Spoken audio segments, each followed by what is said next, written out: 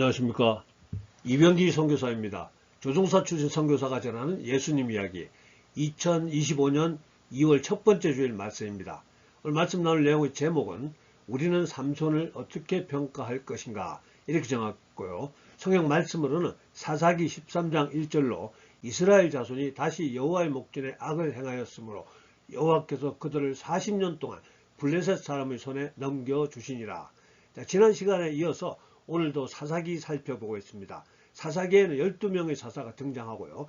그 중에 기드온과 삼손이라는 두 사람이 대표적 사사입니다.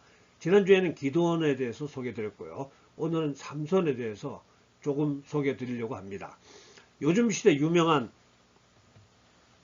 여행용 가방 삼손하이트, 그 이름이 힘센 삼손에서 유래했다고 합니다. 아무튼 오늘 이야기의 배경은 이스라엘의 죄가 심했기 때문에 하나님께서 죄를 지은 이스라엘에게 블레셋 사람 밑에서 괴로움을 당하도록 허락하신 때였습니다.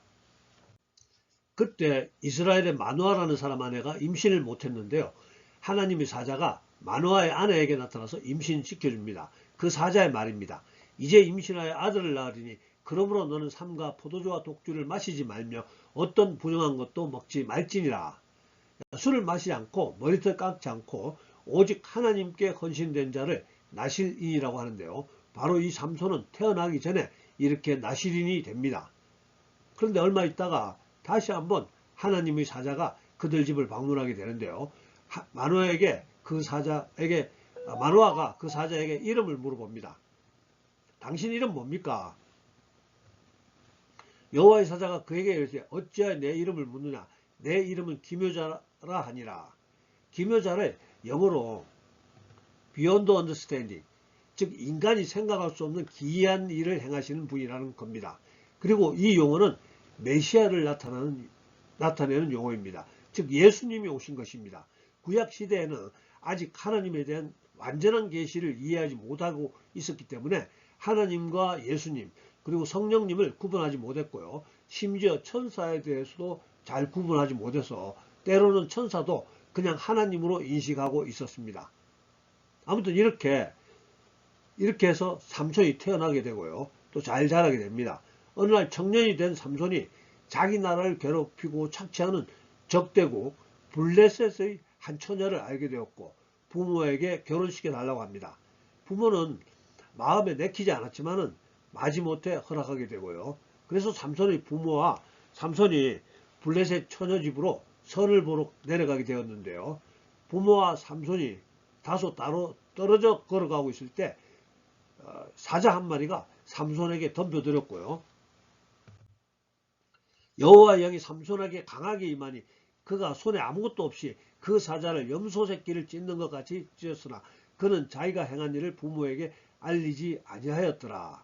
그리고 얼마 후에 다시 처녀를 데려오려고 블레셋 처녀 집으로 내려가다가 지난번에 죽인 그 사자의 죽음을 보게 되었는데 사자의 몸에 벌떼와 꿀이 있는지라 손으로 그 꿀을 떨어서 걸어가며 먹고 그의 부모에게 이르러 그들에게 그것을 들여서 먹게 하였으나 그 꿀을 사자의 몸에서 떠왔다고는 알리지 아니하였더라.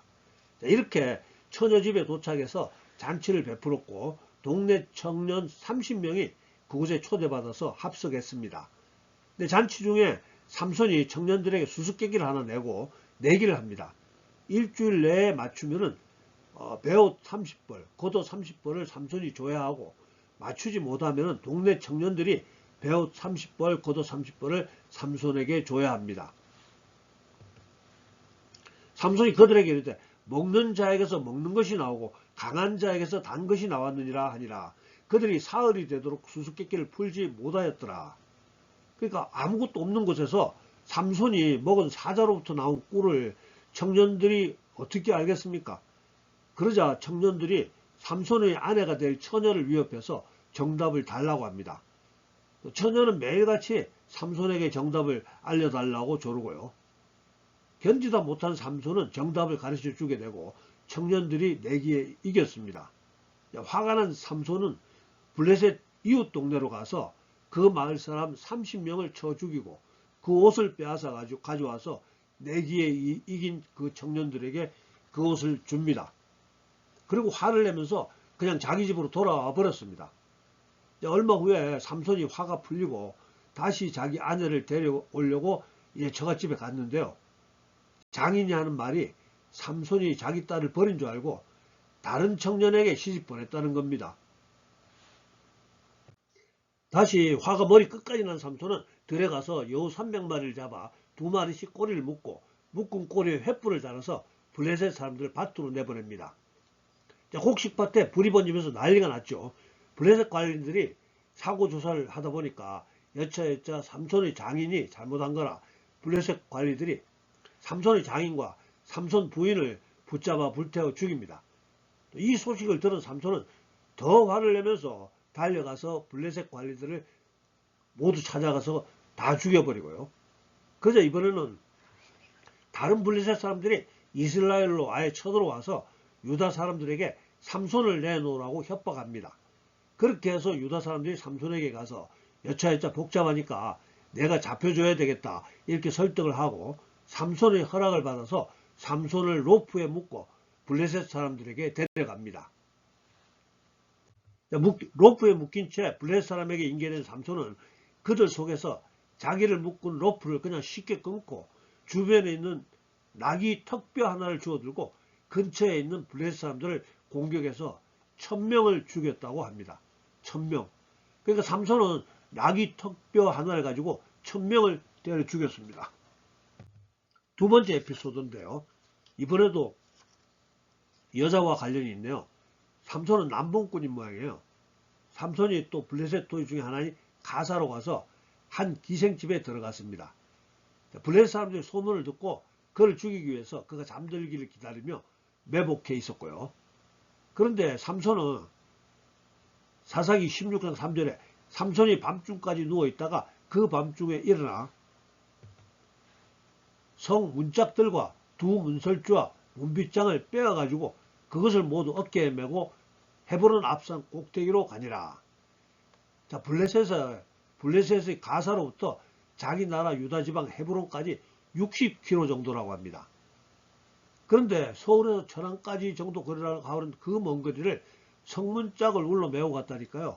참 정말 가성비 안 나오는 행동이었습니다. 아무튼 적국 블레셋 사람들은 감히 상상도 못할 엄청난 괴력을 보고 놀랐습니다. 이렇게 삼손이 이스라엘 사서로 지내는 중에 또 적국 블레셋의 들릴라라고 하는 여인을 사랑하게 되고 그 집에 자주 놀러가서 지내는 중입니다. 그러자 블레셋 여러 족장들이 들릴라에게 이렇게 제안합니다. 내가 삼손의 힘이 어디서 나오는지만 알아내면 우리가 각기 은을 1100개씩 주겠노라. 이제 은 1100개면 제가 계산해 보니까 3억 한 6천만원 정도인데요. 족장들이 5명 정도니까 모두 가져오면 18억 정도 되는 것 같습니다. 그러니까 삼손이 가진 힘의 비밀만 알려주면 큰 돈 벌게 되는 겁니다. 그때부터 삼손은 들릴라에게 들볶입니다. 하는 수 없이 거짓말로 알려주는데요. 건조한 새 활줄로 7번 묶으면 힘을 못 쓴다고. 자, 그러자 블레셋 족장들이 새 활줄 구해갖고 들릴라는 삼손이 잠든 틈에 족장들이 가져온 그 새 활줄로 삼손을 7번 묶었습니다. 그리고 큰 소리로 여보 블레셋 군인들이 당신 잡으러 왔어 이렇게 소리치자 삼손은 즉시 새 활줄을 끊고 문을 열고 군인들을 찾으러 나갔습니다. 속은 것을 안 들릴라는 또 삼손을 들볶고요. 당신 나 사랑하지 않습니까? 이런 식으로 매일 들릴라에게 들볶이며 시달리는 삼손이 또 거짓말로 알려줍니다. 말 쓰지 않은 새 밧줄로 나를 결박하면 내가 약해져서 다른 사람과 같을 거다. 들릴라 이번에도 삼손이 잠든 틈에 새 밧줄로 삼손을 결박하고 블레셋 군인들이 왔다고 소리치죠. 그러자 이번에도 삼손은 가볍게 새 밧줄을 끊고 달려나갔습니다. 들릴라가 또 앙탈 부리고 삼손을 들볶습니다. 견디다 못한 삼손이 또 거짓말을 알려주는데요. 이번에는 삼손 머리털을 7가닥으로 배틀의 날실에 섞어 짜면 된다 이렇게 했고 이번에도 삼손이 잠든 틈에 구인들이 왔다고 소리치고 삼손은 배틀에 묶여있는 머리털을 쉽게 빼내고 구인들을 잡으러 밖으로 달려나갔습니다.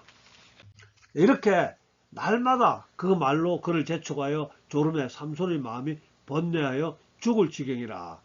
드디어 견디다 못한 삼손이 자기가 가진 힘의 비밀을 누설하고 맙니다. 만일 내 머리가 밀리면은 내 힘이 내게서 떠나고 나는 약해져서 다른 사람과 같으리라 하니라. 자, 들라가 또 삼손이 잠든 틈에 삭도로 머리를 밀어버리고 구인들이 왔다고 소리치고 삼손이 급하게 일어나 나갔으나 이번에는 힘을 쓰지 못하고 마침내 블레셋 구인들에게 잡히게 됩니다.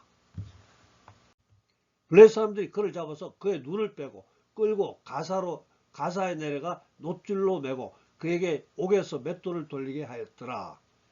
하나님의 사람 삼손, 천하장사 삼손이 눈이 뽑히고 놋줄에 매어 감옥에서 맷돌 돌리는 신세가 되었습니다. 그러나 시간이 지나자 다시 밀린 머리털이 자라나기 시작합니다. 그러다가 블레셋의 신 다곤에게 제사 지내는 날이 되었습니다. 블레셋 사람들은 자기들의 신 다곤이 하나님의 사람 삼손을 잡게 했다고 즐거워하면서 다곤 신에게 감사 제사를 드립니다. 그리고 삼손이 끌려나와서 구경거리가 되었고 블레셋 사람들이 모인 큰 건물을 지탱하던 두 기둥 사이에 묶여있게 되었습니다. 그때 삼손이 하나님께 마지막 간절한 기도 드립니다. 삼손이 여호와께 부르짖어 이르되 주 여호와여 구하옵나니 나를 생각하옵소서. 하나님이여 구하옵나니 이번만 나를 강하게 하사 나의 두 눈을 뺀 블레셋 사람에게 원수를 단번에 갖게 하옵소서 하고, 두 기둥 사이에 한 손에 한 기둥씩 껴안고 있는 힘을 다해서 허리를 숙이면서 소리칩니다. 블레셋 사람들과 함께 죽여 주시옵소서. 힘을 다하여 몸을 굽히매 그 집이 곧 무너져 그 안에 있는 모든 방백들과 온 백성에게 덮이니 삼손이 죽을 때에 죽인 자가 살았을 때에 죽인 자보다 더욱 많았더라. 그곳에서는 블레셋 모든 족장들을 비롯해서 3,000명 이상이 모였었는데요. 모두 삼손과 함께 압사당하게 되었다는 겁니다. 자, 삼손 이야기 여기까지 하고요. 주제별로 이야기 이어보겠습니다. 첫 번째 주제입니다. 구약 성경에서 자주 등장하는 여호와의 사자란 무엇입니까? 천사 아닙니까? 여호와의 사자가 그에게 이르되 어찌하여 내 이름을 묻느냐? 내 이름은 기묘자라 하니라. 자, 설명드립니다.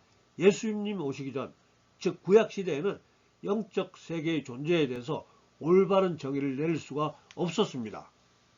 예수님 오심으로 인해서 또 성령님이 예수님 믿는 우리들 속에 들어오심으로 영적인 세계에 대한 계시가 우리에게 열려진 겁니다. 신학적으로 계시의 점진성이라는 용어가 있습니다. 그러니까 지금으로부터 3,000년 전 하나님의 백성들은 하나님에 대해서 조금밖에 몰랐습니다. 또 지금으로부터 2000년 전 하나님의 사람들은 하나님에 대해서 그들보다 조금 많이 알게 되었고요. 지금 하나님의 사람들은 하나님에 대해서 조금 더 많이 알게 되었다는 신학적인 해설입니다. 오늘 만화가 맞는 하나님의 사자로 표현한 그 기묘자는 예수님이라고 제가 해석했었습니다. 기묘자를 영어로는 beyond understanding, 즉 인간이 생각할 수 없는 기이한 일을 행하시는 분. 이때로부터 500년 후 이사야 선자가 메시아에 대한 계시를 이렇게 선포합니다. 이는 한 아기가 우리에게 낳고 한 아들을 우리에게 주신 바 되었는데 그의 어깨에는 정사를 메었고 그의 이름은 기묘자라 모사라 전능하신 하나님이라 영존하시는 아버지라 평강의 왕이라 할 것임이라. 자, 그러니까 바로 예수님이 기묘자이시고 예수님이 말씀이시고 지혜이시고 구세주이시고 전능하신 하나님이시고 영존하시는 아버지시고 평강의 왕이시라는 겁니다. 두 번째 질문입니다. 자, 삼손 같은 나시린, 즉 하나님께 특별히 선택된 사람이, 더구나 이스라엘 최고 권력자인 사사라는 사람이 어떻게 여자에 빠져서 저렇게 방탕한 생활을 할 수 있습니까? 자, 성경에는 착한 사람은 하나도 없다고 말합니다. 기록된 바 의인은 없나니 하나도 없으며, 즉 우리 모두는 예수님 은혜로 예수님을 믿음으로 하나님께서 우리를 의인으로 여겨준다는 겁니다.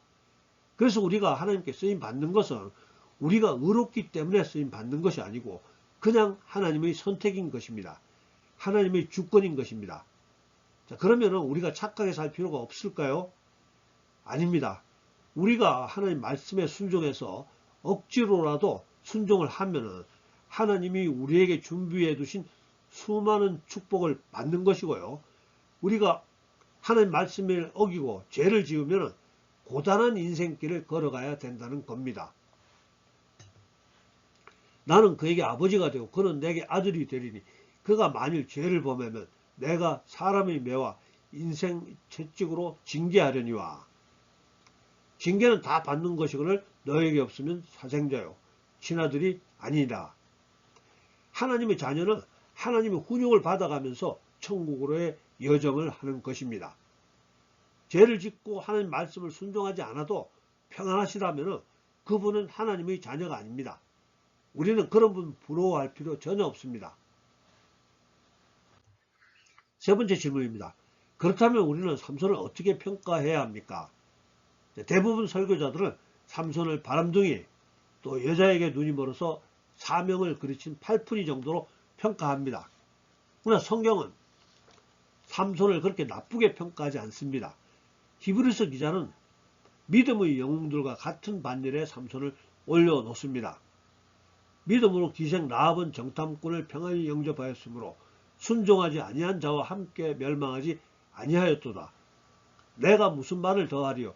기드온, 바락, 삼손, 입다, 다윗 및 사무엘과 선지자들의 일을 말하려면 내게 시간이 부족하리로다. 즉 우리는 삼손을 이 히브리서 기자는 삼손을 우리가 본받아야 하는 믿음의 영웅들 중에 한 사람으로 기록하고 있습니다. 자, 그러면 어떤 분은 아니 그럼 우리가 삼손처럼 여자에 빠져 방탕하게 살아도 된다는 말씀입니까? 반문하겠죠. 그런 뜻이 아닙니다. 하나님이 이 세상을 통치하는 방법은 하나님이 특별히 소명을 준 사람을 택하시고 사용해서 역사를 하십니다. 그런 면에서 그 당시는 본문으로 선정한 말씀인데요. 이스라엘 자손이 다시 여호와의 목전에 악을 행하였으므로 여호와께서 그들을 40년 동안 블레셋 사람의 손에 넘겨주시니라. 즉 하나님의 백성 이스라엘을 블레셋 사람들의 압제로부터 구해내는 것이 바로 삼손의 사명이었습니다. 삼손은 하나님이 주신 은사를, 즉 엄청난 힘을 자기 백성을 괴롭히는 데는 조금도 사용하지 않았습니다. 오직 블레셋 사람들, 즉 하나님 백성을 압제하는 적국 백성들을 괴롭히는 데 사용했다는 것입니다. 삼손이 사는 동안에는 블레셋 사람들이 삼손의 괴력이 두려워서 이스라엘 사람들을 함부로 압제하지 못했다고 합니다. 그리고 마침내 삼손은 블레셋 모든 방백들과 그들의 백성들을 모두 데리고 함께 장렬하게 순직함으로써 자기의 사명을 완수한 영웅들의 반열에 들어갔다고 보면 됩니다. 그러니까 정답은 성경대로 우리도 삼손을 믿음의 영웅으로 판단해 주셔야 맞습니다. 말씀 정리합니다. 삼손은 자기 백성을 블레셋의 압제로부터 구하는 것을 사명으로 받았습니다. 우리 각자도 하나님이 우리에게 부여하신 각자의 사명이 있습니다. 즉 베드로에게 역사하사 그를 할례자의 사도로 삼으신 이가 또한 내게 역사하사 나를 이방인의 사도로 삼으셨느니라. 베드로는 유대인들의 사도로, 또 바울은 이방인들의 사도로 하나님이 사용하신다는 겁니다. 저를 많이 아껴주시는 어떤 분이 저에게 당신은 그렇게 공부 많이 하고 또 아는 것도 많은데 지금 하고 있는 사역이 너무 초라하지 않느냐, 이런 질문 하신 적이 있습니다. 저도 좀 크고 멋진 사역 하고 싶습니다. 근데 우리에게 사명을 부여하시는 분은 하나님이십니다. 큰 집에는 금그릇과 은그릇뿐 아니라 나무그릇과 질그릇도 있어 귀하게 쓰는 것도 있고 천하게 쓰는 것도 있나니, 그러면 누구든지 이런 것에서 자기를 깨끗하게 하면 귀히 쓰는 그릇이 되어 거룩하고 주인의 쓰심에 합당하며 모든 선한 일에 준비함이 되리라. 여기서 깨끗하게 준비한다는 말은 그릇으로 비교하니까 깨끗하라는 말이지만은 삼손같이 힘을 사용해야 하는 사명이 있는 사람은 머리털을 깎지 않는 거, 이런 것이 되겠죠. 아무튼 마지막에라도 삼손은 그 힘을 회복하고 장렬히 순직했습니다. 성공했습니다. 저도 사람들 보기에는 별 볼 거 없는 작은 사역이지만 열심히 해서 예수님께 칭찬받을 수 있도록, 예수님 보시기에 멋지게 성공할 수 있도록 노력하겠습니다. 너무 염려 마시기 바랍니다. 걱정은 감사합니다. 예수님이 우리 모두에게 주신 마지막 사명 복습합니다. 오직 성령이 너에게 임하시면 너희가 권능을 받고 예루살렘과 온 유대와 사마리아 땅끝까지 이르러 내 증인이 되리라 하시니라. 여러분 중에, 또 여러분의 자녀들 중에서 예수님의 증인들이 많이 나올 수 있기를 축복합니다. 높은 자리에 올라가서 영향력 있는 권력자가 되어서 예수님 증인이 되실 분 있을 거고요. 또 돈을 많이 벌어서 가지고 있는 재물을 사용해서 복음을 전하는 분이 나올 수 있기를, 또 의사로서, 정치가로서, 군인이나 경찰 공무원으로, 또 다양한 삶의 영역에서 예수님 이름 높이고 예수님께 영광 올려드리는 예수님의 증인들이 우리들 자녀 가운데 많이 나올 수 있기를 예수님 이름으로 축복합니다. 기도하겠습니다. 사랑간에 풍성하신 아버지 하나님, 오늘 또 주의 자녀들 함께 모여 기도할 수 있음을, 예배드릴 수 있음을 감사드립니다. 오늘은 천하장사 삼손에 대한 이야기 나누었습니다. 삼손이 비록 치명적인 약점, 여자 문제로 인해서 여러 가지 어려움을 겪었고 또 사람들 비난을 받을 수 있었지만은, 그럼에도 불구하고 자기 백성들을 위해서, 하나님의 백성들을 위해서 하나님 백성을 괴롭히는 악한 무리를 무찌르는데 마지막까지 귀하게 쓰임 받는 것 보게 되었습니다. 아버지 하나님, 오늘을 살아가는 우리들 각자의 문제들이 있습니다. 연약함이 있고 미련함이 있고 부정한 점이 있습니다. 아버지 하나님, 삼손이 하나님께 쓰임받을 수 있었다면 우리들도 하나님께 쓰임받을 수 있을 줄 믿습니다. 오늘도 기도하오니 하나님께 쓰임받기 기대하는 주의 자녀들 성령으로 기름 부어 주시옵소서. 위대하신 하나님을 섬기는 자들로서 믿지 않는 세상 사람들에게 바른 길을, 복음을 가르쳐 줄 수 있는 우리들 되게 해 주시옵소서. 빛과 소금의 역할 감당할 수 있게 해 주시옵시고, 예수님 향기 나타낼 수 있게 해 주시옵시고, 사람들이 우리 보고, 우리의 삶을 보고 우리 하나님 살아계심을, 우리 하나님 위대하심을 나타낼 수 있도록 우리를 사용해 주시옵소서. 지금은 우리 구주 예수님의 은혜와 아버지 하나님의 극진하신 사랑과 성령님의 감동, 감화, 교통하심이 오늘 예배에 참석한 우리 모두에게, 또 우리들의 가정과 일터와 성민은 교회 위에 지금부터 영원토록 함께하여 주시옵기를 간절히 축원하옵나이다. 아멘. 예, 감사합니다. 할렐루야. 다음 주에 뵙겠습니다.